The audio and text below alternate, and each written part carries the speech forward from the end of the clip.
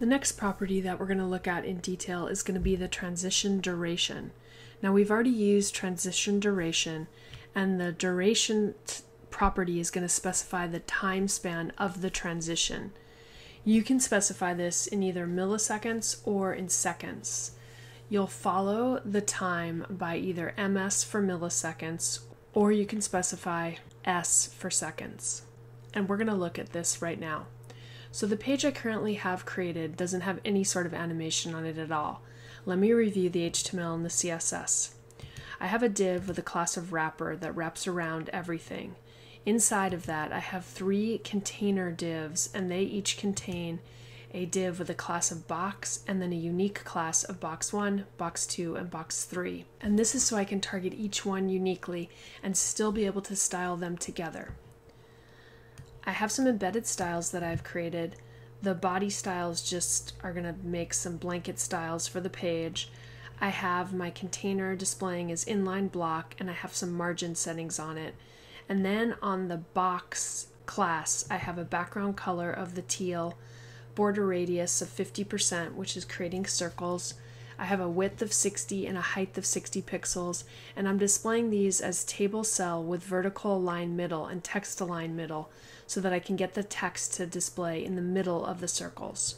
So what I want to do in this exercise is I want to create some different behaviors on these different circles so that we can see how the transition duration is going to affect the animations on these. We're going to be animating the size of the circles. So I'm going to make a rule on the dot wrapper hover space dot box. This is going to target when the wrapper is hovered, but actually target all of the dot box classes within the wrapper. This will allow each of the circles to animate simultaneously when the wrapper section is hovered. So we're going to go ahead and we're going to specify the width and the height of the box elements to be 150 pixels.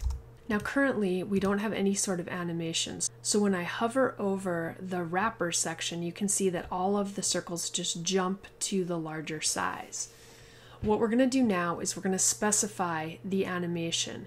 And remember, if we put the transition property on this element, wrapper hover.box, it'll work. We can do transition, and I'll just use the shorthand property for right now of all, and we'll just make it 1 second.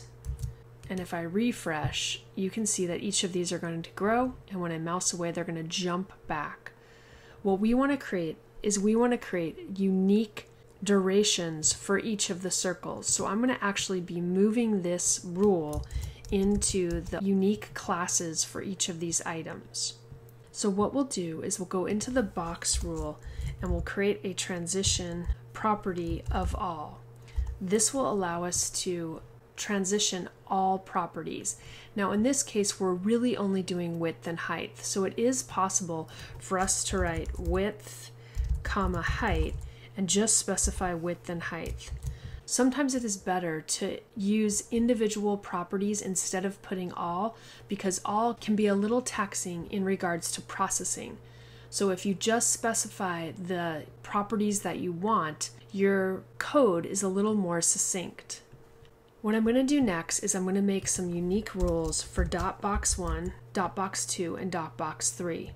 On box 1, I'm going to change the transition duration, and we're going to make the transition duration 500 ms, which stands for milliseconds.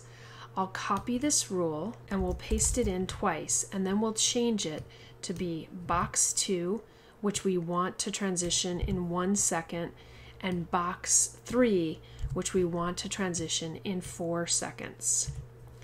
I'm going to save my page, and if we go back to the browser and refresh and we play this, you can now see that the first circle is going to transition very quickly. The second one happens in a second, and then the third one takes 4 seconds, so it's going to take the longest to do its transition. Now because I moved the transition property to simply the box element and not the hover element, now we get this round trip animation where it's going to animate when we hover, and then when we move away from the hover, we get the animation as well. Using the transition duration allows us to specify how long the transition is going to take. And obviously, by getting creative, you can do all sorts of fun things with your animations.